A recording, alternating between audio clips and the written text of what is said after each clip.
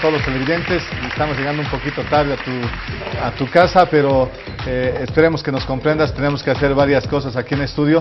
Un saludo especial al licenciado Márquez de Líneas Dermatológicas Márquez, con su producto estrella que es Nosol. Nosol, en lo que es los mejores momentos del día se pasa con Nosol. Hoy, ante todo, con este sol que es directo, pues necesitamos que ustedes se protejan de lo que son los rayos ultravioleta. Por eso les aconsejamos Nosol, porque cuando estás protegido el sol no está en tu contra y más bien a favor de tu felicidad. Nosol protección solar en sus presentaciones de Visage, Gel y también ahora el producto que es color piel para la protección solar de ustedes.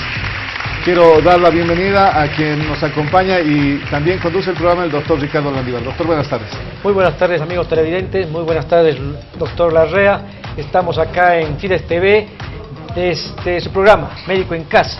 Es importante mencionar como consejo, siempre hoy en día, por el frío, el intenso frío que hace en la ciudad de La Paz y el Alto, protegerse, abrigarse bien, consumir bastante fruta, vitaminas, sobre todo en los niños, evitar que si están resfriados puedan asistir al colegio o a la escuela. En todo caso, siempre lavarse las manos después de haber tocado algún objeto que hayan tocado otras personas y sobre todo, si estás resfriado, usar barbijo. Es muy importante también mencionar que estamos al lado de otra conductora, la doctora Rosario Ruiz. Muy buenas tardes, Rosario. Buenas tardes, doctor Landívar, doctor Larrea, un gusto estar nuevamente con ustedes y con ustedes, queridos televidentes. Como siempre, hoy vamos a presentarles un tema sumamente importante, ya se lo habíamos adelantado el día lunes, vamos a hablar sobre obesidad infantil.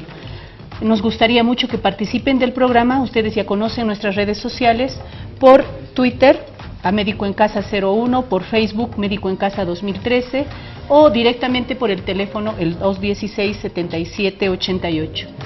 El doctor Landívar va a presentarnos la invitada de hoy.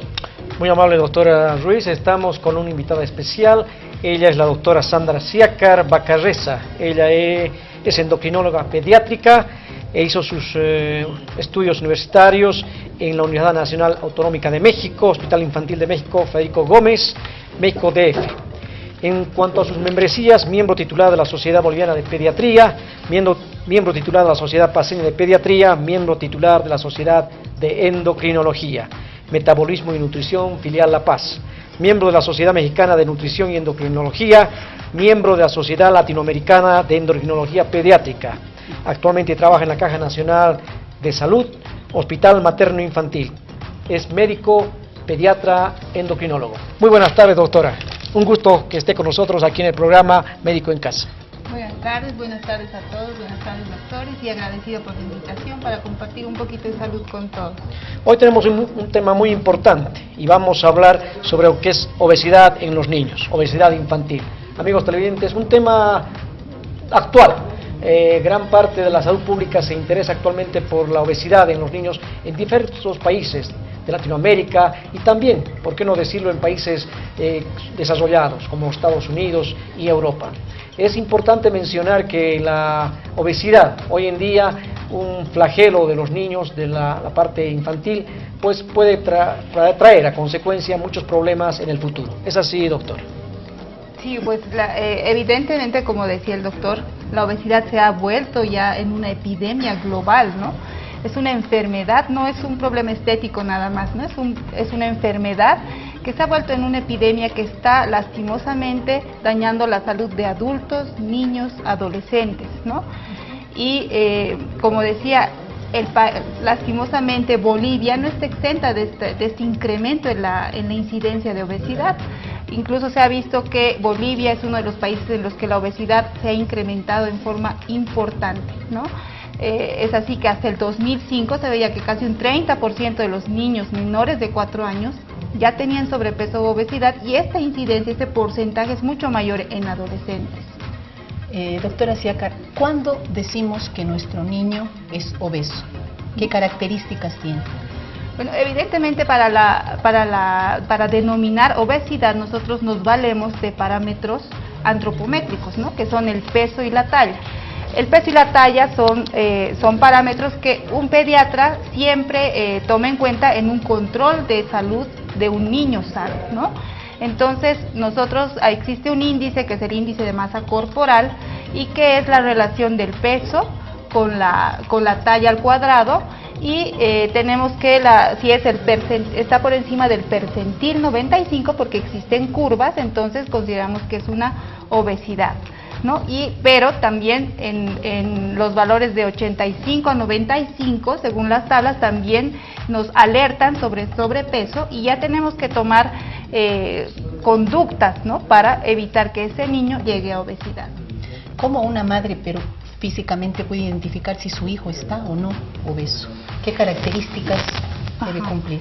Bueno, lastimosamente no deberíamos esperar, o sea, esperamos mucho a que la madre se dé cuenta, y yo creo que no es, por eso llegamos a una detección muy tardía, ¿no? Porque lo importante es ya encontrar a nuestro niño con el riesgo de llegar a obesidad, porque muchas veces las mamás pues decimos, no está gordito, un poquito robusto, y la verdad es que si nosotros hacemos la relación de peso y talla, pues el niño ya está con sobrepeso o con obesidad.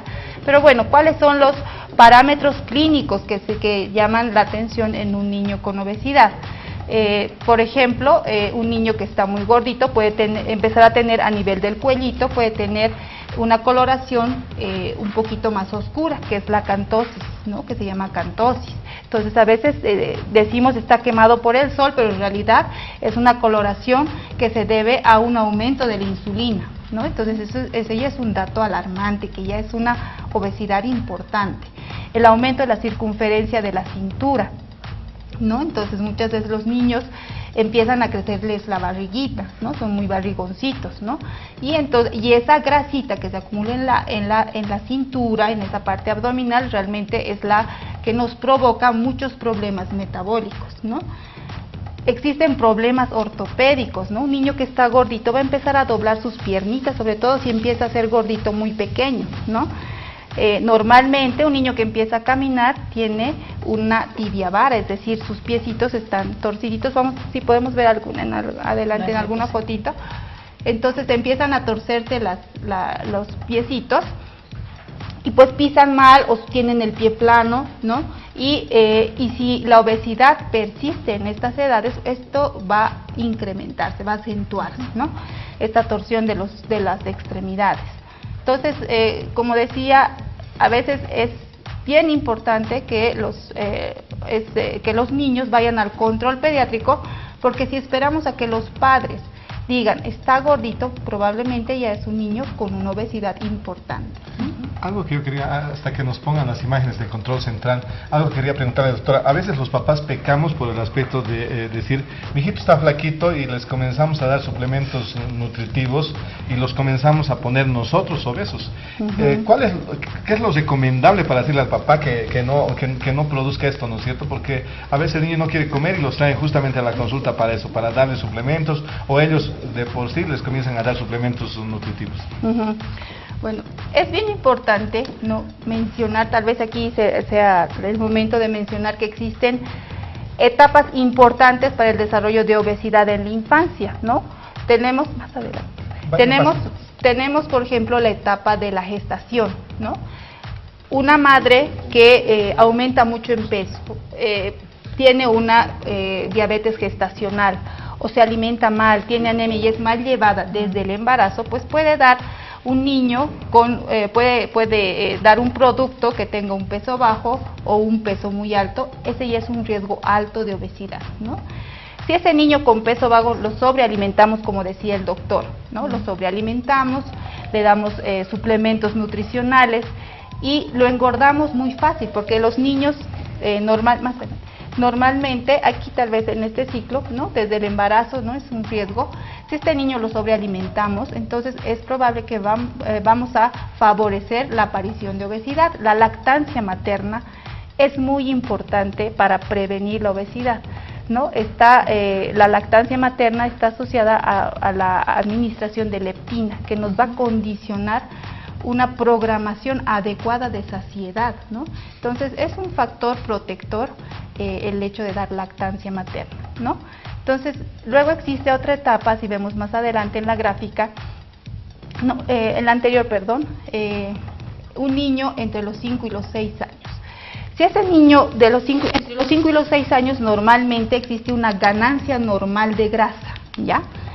Si en esa edad nosotros favorecemos una ganancia mayor con muchos suplementos alimentarios o adelantamos esta etapa de ganancia de grasa, es decir, la adelantamos a los 4, a los 3 añitos, realmente este niño tiene va a tener mucha probabilidad de ser un niño obeso y un adulto obeso, porque 30% de los niños de 4 años que son obesos llegan a ser adultos obesos, ¿no? Y la otra etapa es la etapa de la adolescencia, ¿no?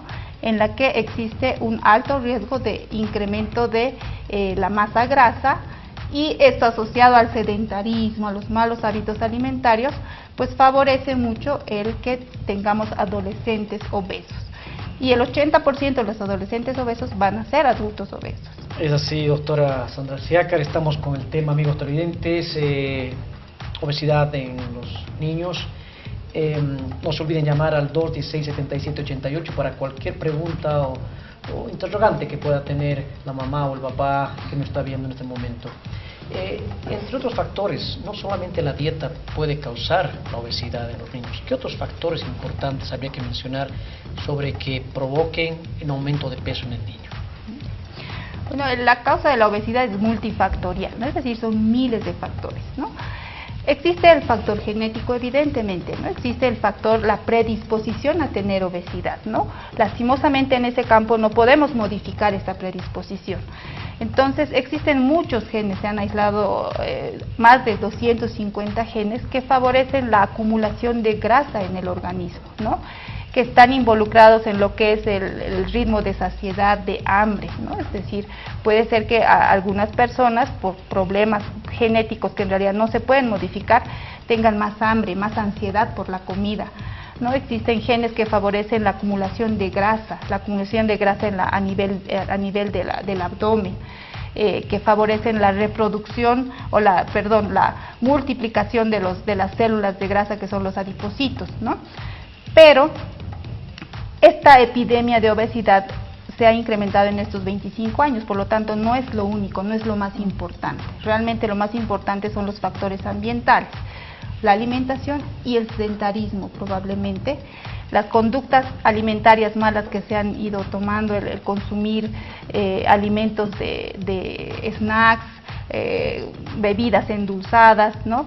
Y el sedentarismo, ¿no? Lastimosamente los riesgos que corren nuestros niños en lo que es hacer ejercicio en las calles, en los parques, pues es muy alto, y pues casi los niños están confinados a sus casas con todos los avances tecnológicos que tenemos, ¿no? La televisión, el internet, los jueguitos de celulares, etcétera.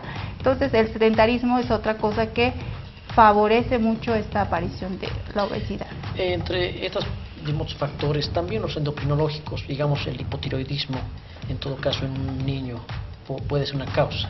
Sería bueno siempre la mamá percatarse de que si está aumentando de peso pueda llevarlo al pediatra o al endocrinólogo para determinar si este niño está con un hipotiroidismo primario o secundario, ¿verdad? La verdad es que las alteraciones endocrinológicas probablemente son las menos importantes en la generación de obesidad. Evidentemente sí pueden ser una causa, pero por ejemplo un niño con hipotiroidismo inicialmente va a dejar de crecer, ¿no? Entonces tiene otros signos, ¿no? Sí es probable que aumente de peso, pero lo primero que va a pasar es que va a dejar de crecer, y bueno, secundariamente, como va a tener el mismo apetito, el mismo consumo de alimentos, pues va a disminuir su metabolismo, que esa es la clínica ya de hipotiroidismo, entonces va a aumentar de peso. Pero sí puede ser algunas alteraciones endocrinológicas como el hipercortisolismo, el Cushing, ¿no? El hipotiroidismo nos pueden favorecer o pueden asociarse a obesidad, pero además otros síntomas, ¿no? De todos modos, pero hay que aclarar al televidente que estas son causas poco frecuentes, ¿no es cierto? Exacto. Definitivamente en la época en la que estamos, lamentablemente nuestra sociedad se ha convertido en una sociedad consumista. Vivimos una